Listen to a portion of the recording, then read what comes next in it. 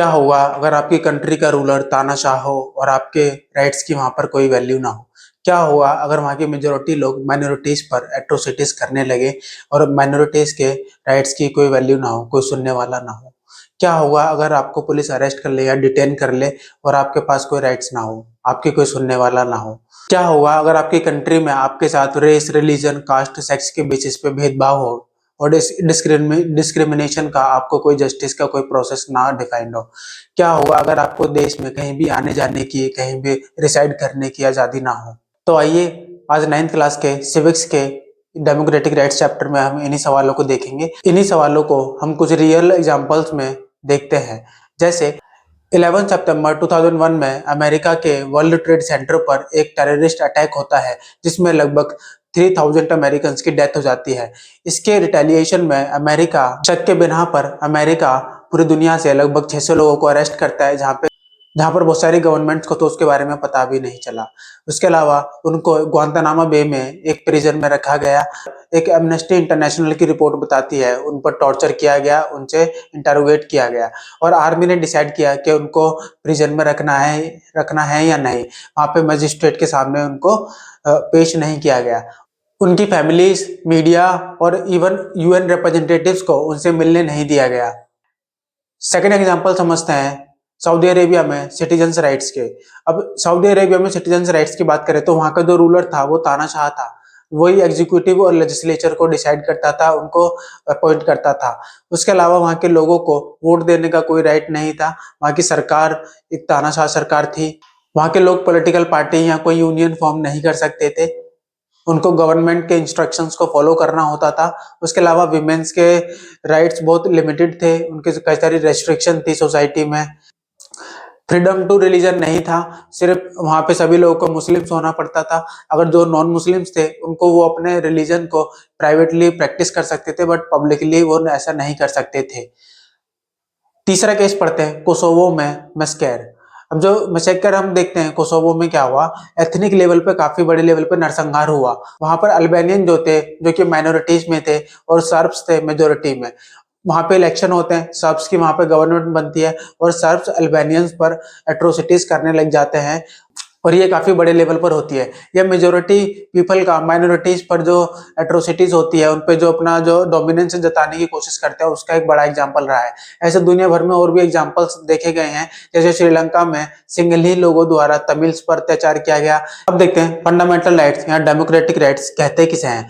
यह पर्सन के वो क्लेम होते हैं जो सोसाइटी के द्वारा रिकॉग्नाइज किए जाते हैं और लोग के द्वारा सैंक्शन किए जाते हैं।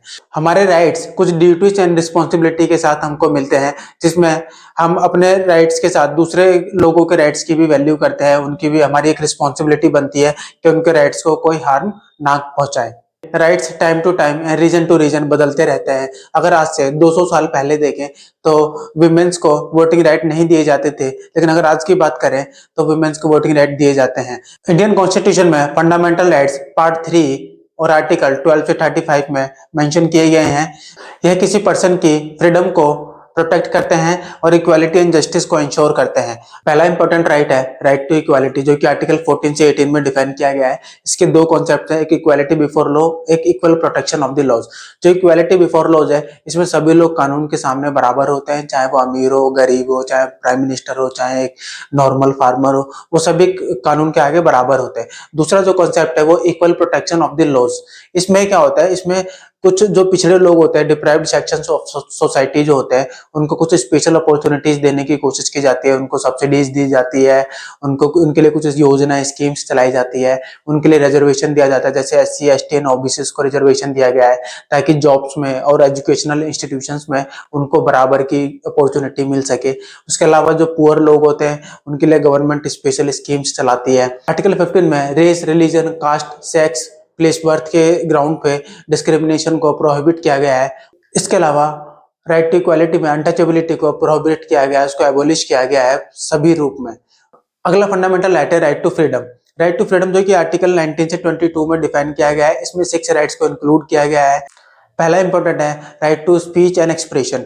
ये इसमें अपने आइडियाज, अपने ओपिनियंस को हम पब्लिकली प्रेजेंट कर सकते हैं। अगर गवर्नमेंट की कोई पॉलिसी, कोई लॉ अगर अच्छा नहीं लग रहा तो उसके लिए क्रिटिसिज्म आप पब्लिकली कर सकते हो। रिस्ट्रिक्शन यह है कि इससे कंट्री की इंटेग्रिटी इफेक्ट नहीं होनी चाहिए। इसमें दूसरा राइट इंक्लूड है, आप पीसफुल असेंबलीज कर सकते हो, धरना प्रदर्शन आंदोलन कर सकते हो। अगर आप किसी बात से असंतुष्ट हो, गवर्नमेंट के या एग्जीक्यूटिव के किसी ऑर्डर से आप अगर अनसेटिस्फाइड हो, तो आप धरना प्रदर्शन और आंदोलन कंट्री में कर सकते हो। तीसरा इंपॉर्टेंट है, आप एसोसिएशंस को फॉर्म कर सकते हो, इसमें political parties and unions include होते हैं। उसके अलावा आप पूरी कंट्री में फ्री मूवमेंट कर सकते हो, कहीं भी आप आ जा सकते हो। हालांकि इसमें नॉर्थ ईस्टर्न स्टेट्स में, कुछ स्टेट्स में आईएलपी का प्रोविजन है, जिसमें इनर लाइन परमिट लेनी पड़ती है। उसके अलावा देखते हैं, आप कंट्री में कहीं भी रिसाइड कर सकते हो।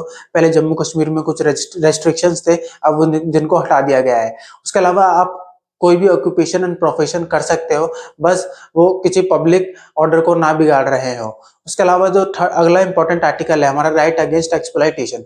अब राइट अगेंस्ट एक्सप्लॉइटेशन बहुत इंपॉर्टेंट राइट है, जो कि आर्टिकल 23 एंड 24 में मेंशन किया गया है। यह ह्यूमन ट्रैफिकिंग को प्रोहिबिट करता है। ह्यूमन ट्रैफिकिंग मतलब पर्संस की बाइंग एंड सेलिंग होती है। इसमें स्पेशली चिल्ड्रंस एंड विमेंस को इंक्लूड किया जाता है। पोस्ट लेबर एंड बैगिंग जैसे प्रोफेशन को भी प्रोहिबिट किया गया है, क्योंकि कई बार ये जबरन कराया जाता है। और उसके अलावा बॉन्डेड लेबर को भी प्रोहिबिट किया गया है। आर्टिकल 24 में चाइल्ड लेबर को कुछ हजारडस जॉब्स में प्रोहिबिट किया गया है, क्योंकि बच्चों से पहले कुछ माइनिंग या फिर इंडस्ट्रियल एक्टिविटीज में काम कराया जाता था, जिससे उनकी मेंटल और जो फिजिकल हेल्थ बिगड़ जाया करती थी और वो एजुकेटेड नहीं होते थे। इससे वो पूरी लाइफ एक गरीबी की, एक पॉवर्टी साइकिल में फंसे रह जाते थे। अगला इंपॉर्टेंट राइट है राइट टू रिलीजन, जिसमें कोई भी पर्सन अपने किसी रिलीजन को प्रोफेस कर सकता है, उसको प्रैक्टिस कर सकता है, उसको प्रोपेगेट कर सकता है, उसको इसका फ्रीडम है। अगला इंपॉर्टेंट राइट है कल्चरल एंड एजुकेशनल राइट। ये माइनॉरिटीज को कुछ राइट्स देता है, ताकि माइनॉरिटीज अपनी भाषा, अपनी लैंग्वेज, अपने कल्चर को प्रोटेक्ट कर सके, उसको कंजर्व कर सके। यह अपने एजुकेशनल इंस्टीट्यूशंस को भी मैनेज कर सकते हैं। अगला इंपॉर्टेंट राइट है कॉन्स्टिट्यूशनल रेमेडीज।